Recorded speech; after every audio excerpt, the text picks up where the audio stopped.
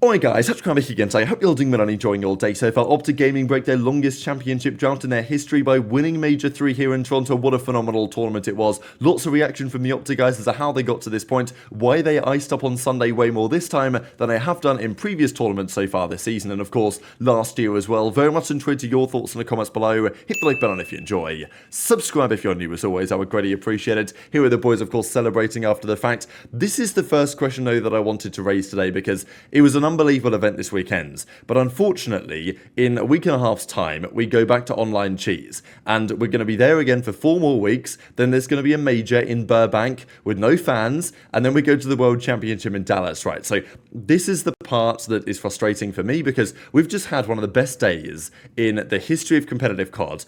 Maybe the best day in the CDL, certainly in terms of venue and fans and storylines, and everything coming together yesterday was just sensational. And unfortunately, that momentum that we have built up as a scene probably ain't going to last too much longer, because is anyone really excited for Los Angeles Grillers versus Minnesota Rocker coming up next weekend? I don't know if they're playing, but okay, my bad, right? But you know what I mean. So, as Ben says, owners in the league are trolling the fans if we don't get a better online format next season. We want to see more top team battles, not some awkward 7-game qualifier stage. So this is the point really on the franchising is a thing, whether it stays franchised, whether it becomes a partnership or whatever, minimum guaranteed matches, hours, whatever. But what makes these events is what happens on the Saturday, the Sunday, and that's kind of what I was concerned about, is that FaZe might run away with it this weekend, which thankfully was not the case at all. Not like it was a problem if they won, but it was like we needed a competition, right? Because the regular season is so dull. The online qualifiers, nobody cares, certainly at this point in the season. The Thursday, the same teams win. The Friday, you know, it's watching bad teams play each other, and sure, there's some storylines on the Friday, who's going to make champs and stuff, but the reality is qualifying for champs means a fair bit, but you ain't winning it, are you, if you're one of those lower teams, given the strength of the top 4 teams right now. So it's a storyline, but it's not the major thing. People mainly care about who's actually going to win the damn event, and that's Saturday, Sunday, right? So every single stage that runs for 6 or 7 weeks, whatever, it's the Saturday, Sunday that people actually watch and care about. Anything else is kind of secondary, because that's when the top teams play, that's when there are the real juicy storylines, and we just need more of that. More events, of course, would be the number one. Fewer online qualifiers, better format for the qualifiers or whatever. I don't know what they're going to do next season. Surely it can be better. You know, like I've talked about this for years. Next season's probably going to be better in this way, that way. Although this year it finally feels like they have taken some steps in the right direction by changing the franchise structure and all this. So there's more optimism now for next year's structure than there has been. But, you know, we need a better way to capitalize on the crazy momentum that COD manages to build when you get banger events like this. And OpTic, by the way, this is a crazy stat for Scump. I'm not going to lie. Nadeshot quote tweeted this as well. The last time Scump won a championship, or OpTic won a championship, sorry, without Scump was 2011. So we're talking 13 years ago, a COD XP with Nadeshot, Merc, Big T, and Vengeance. So that's a pretty wild stat, isn't it? That Scump was on that team for, you know, over a decade basically, and won everything with them pretty much until the modern day. And even this was kind of wild. OpTic have now placed top 3 at 3 consecutive events. Top 3 or better. So they were 3rd at Major 1, they were 2nd at Major 2, and they were 1st here at Major 3. And that was a storyline coming in. But certainly after the Saturday, like, it didn't seem particularly optimistic that OpTic were going to be able to turn their weekend around, because, you know, at that point they were kind of lucky to still be in the tournament after scraping past Miami Heretics. The last time that OpTic did this, by the way, top 3 or better at 3 consecutive events, was Atlanta to Dallas 2017, back in Infinite Warfare with the Dynasty. So this is the point that I've made on this OpTic team being the best team they've formed since those days. And there were some crazy moments, of course, in these grand finals. This one especially was just ridiculous. The Dashy 1 versus 3, the Cellium kill as well, that was the big one, to be fair. You don't often see Cellium make mistakes like this, but he did have a great series, goes negative, which you never really see, and if Cellium just waits a second, it's impossible to lose this. But, you know, some mistakes creeping in for FaZe you're not usually expecting. And, of course, they go on to dominate the grand finals as well. What a moment for these guys, right? Prids won here before on Seattle Surge a couple of years ago now during the Vanguard season. It was great to see this from Dashy as well because, of course, home crowd in front of, you know, the home fans there in Toronto. Just obviously Canadian player, right? So being there in Toronto has always been, I'm sure, an event that he's wanted to win. And the last couple of years, it's not gone his way. In Vanguard, this was the splashy event, like where he fell off the map.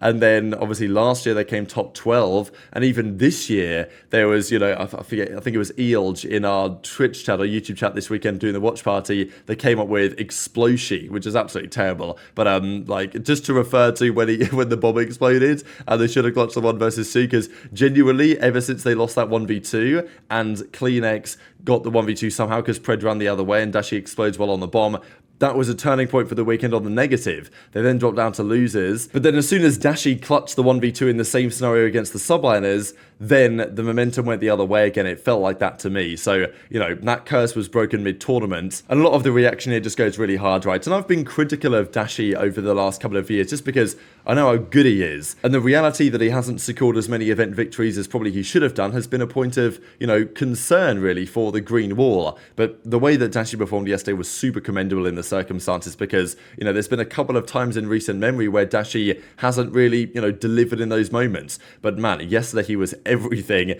as was Shotzzy, to be fair, who got the MVP, but it easily could have been Dashy as well. Here's Pred with the trophy. I mean, yeah, great images coming out of yesterday, and it just sets the season up so well from now to the end of the year, because if FaZe came in and dominated this one, it's like, damn, who's going to beat these guys? What changes are necessary? All of a sudden now, it's a real feeling that, OpTic, FaZe, Toronto, maybe New York, but I'm not so convinced on that one. We'll be battling it out because these first 3 events, 3 different winners. There's now 2 more events from now to the end of the season, so there are going to be some repeat winners. Someone's going to win again out of these guys. There's no doubt in my mind on that one. Who it's going to be, of course, is a different question. It was also kind of nice to see Dashy kind of, pay some homage and also live up to some degree to Formal's billing, right? He tweets out the Championship Sunday thing that Formal always used to do, and, Formal was having a good reply to this one. Obviously, they had a nice back and forth. It's really great to see this, right? Because there's been all this talk about Formal knows that Dashy is the next up main AR for OpTic Gaming, really, taken over from Formal after he departed at the end of the Cold War season.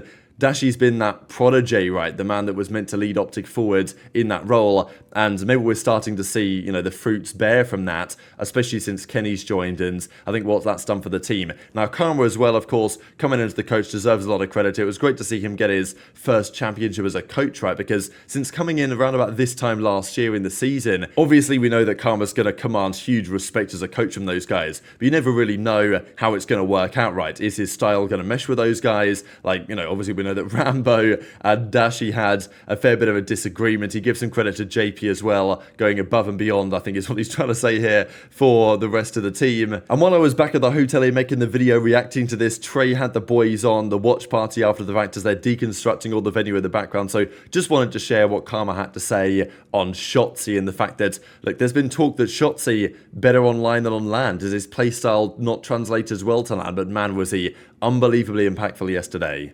Obviously, one of the greatest players of all time. He's smoked me a few times too. Don't worry, I was on the other side too. Especially in World War II.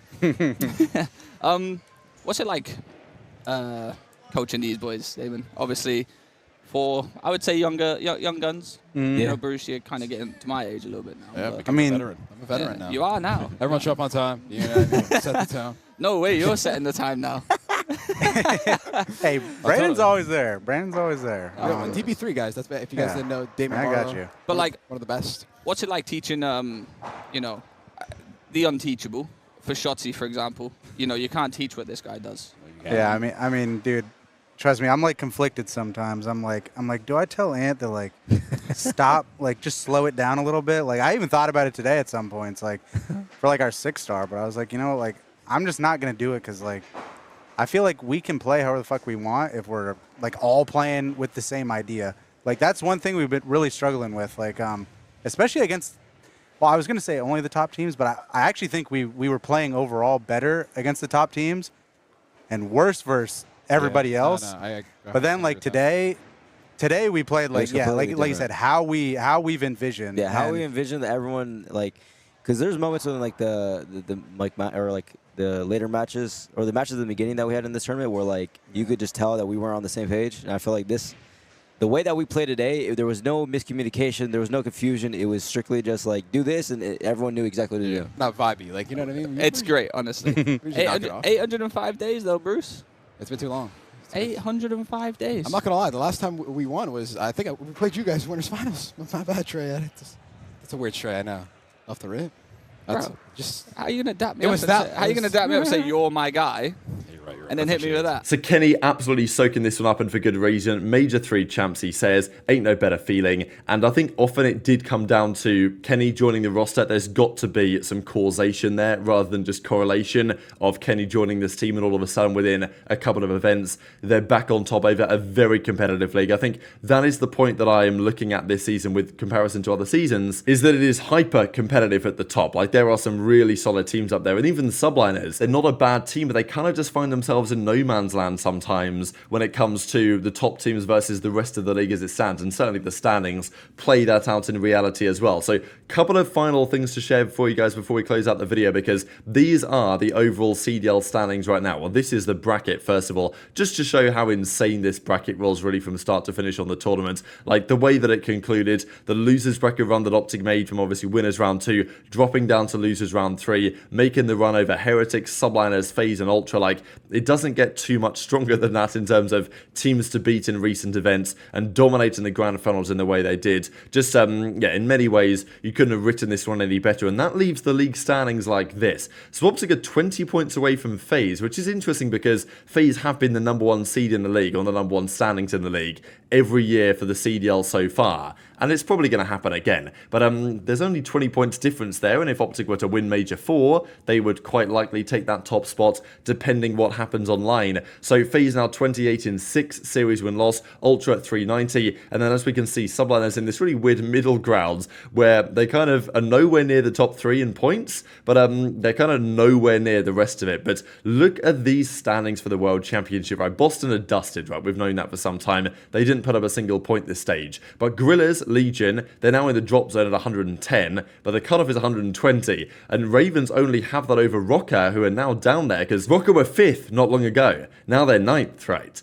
And, you know, the 120 cutoff is not ideal, I suppose. Thieves are at 125, which could be good or to hurt them, right? Because either they're going to qualify by 5 points or they're not, quite possibly. Heretics at 130, Surge at 130. So, you know, 20 points covers 7 teams here in the league, which is absolutely ridiculous. And even at this point, I really have no idea of those rosters who is actually going to end up making it to the World Championship. It may depend somewhat on roster changes, and my understanding is there are some things brewing somewhat behind the scenes. So very much enjoyed your thoughts on all this stuff in the comment section below. Hit the like button if you enjoyed, subscribe if you're new, take care, and I'll see you next time.